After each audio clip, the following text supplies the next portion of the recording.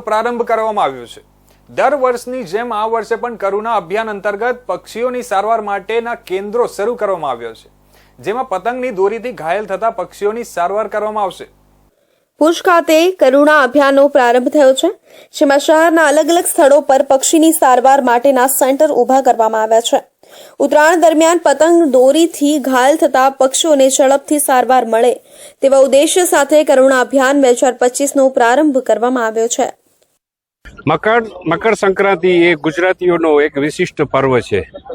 વિશિષ્ટ પર્વ વિશિષ્ટ રીતે મનાવાય એ જરૂરી છે, પણ સાથોસાથ એ પણ એટલું જ જરૂરી છે કે આપણી ઉજવણીમાં કોઈને હાનિ ન પહોંચે।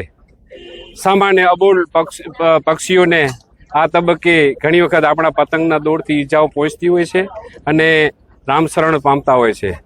ગુજરાત સરકાર છેલ્લા કેટલાક વર્ષોથી આ બાબતે સક્રિય બની છે અને કરુણા અભિયાન નામક એક મિશન ચલાવવામાં આવે છે।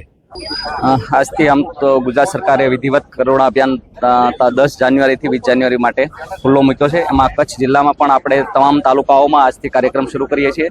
ખાસ ભુજ ખાતે આપણે આજે વિધિવત ધારાસભ્યશ્રીની હાજરીમાં કાર્યક્રમને ખુલ્લો મૂક્યો છે, જેમાં કરુણા અભિયાનની અંદર આપણે કચ્છ જિલ્લામાં 16 જેટલા કલેક્શન સેન્ટર છે, 13 જેટલા આપણા હોસ્પિટલ છે, જેની સાથે આપણે લાઇઝનિંગ કરીએ છીએ।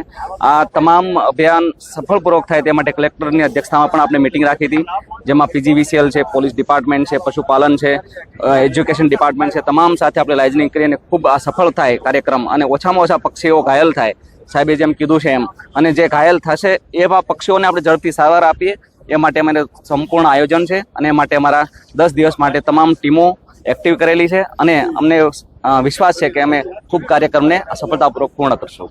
રાજ્ય સરકારના પશુપાલન વિભાગ, આરોગ્ય વિભાગ અને ફોરેસ્ટ વિભાગના સહિયારા પ્રયાસોથી આવેલા પશુ દવાખાના ખાતે ICU યુનિટ સહિતની અદ્યતન ટેકનોલોજી સભર પક્ષીની સારવાર માટેનું કેન્દ્ર ઊભું કરવામાં આવ્યું છે, જેમાં ઘાયલ પક્ષીઓને સારવાર આપવામાં આવશે। કચ્છ જિલ્લાના તમામ તાલુકા મથક પર ઘાયલ પક્ષીની સારવાર માટે સેન્ટર ખુલ્લા મૂકવામાં આવ્યા છે।